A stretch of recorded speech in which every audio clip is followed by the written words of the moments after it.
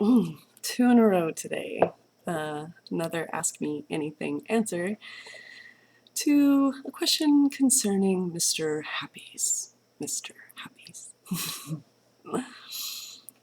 I had Gary on my blog, thank you Gary, ask the question, I noticed your tweets today about the Mr. Happy Obvies.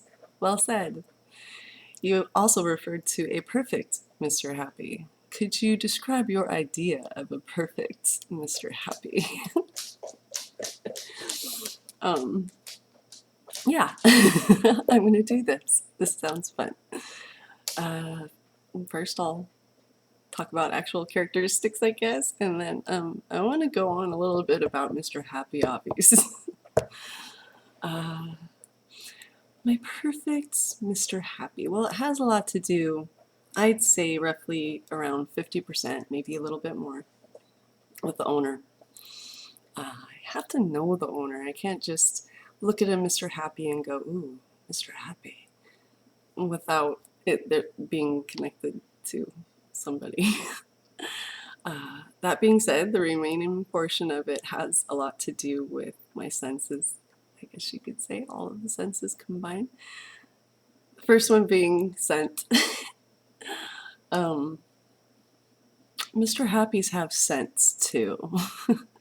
And it's not just what happened that day or what they just washed with. It's just like the rest of the skin. It's something a little less detectable. I guess you could say literally detectable, but I notice it's there, going back to me being olfactory weighted.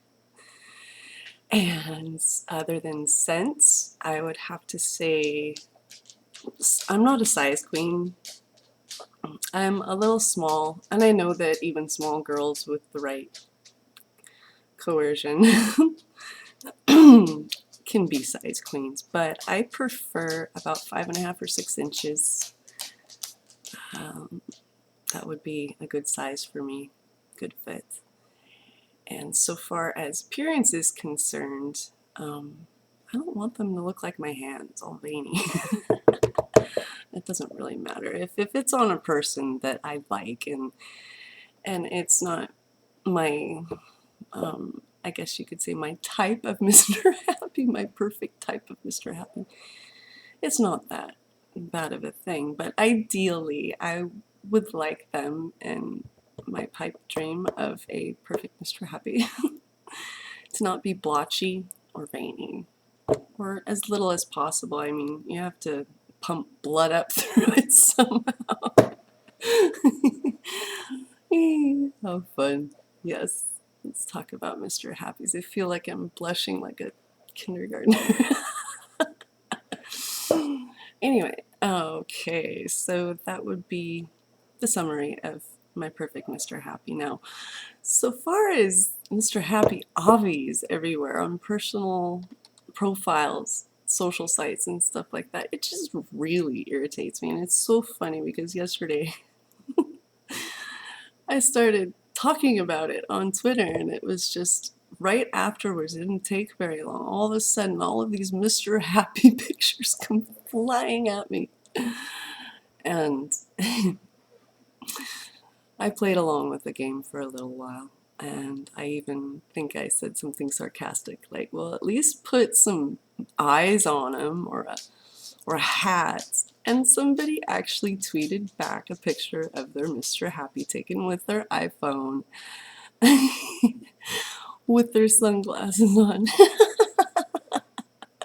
Oh gosh.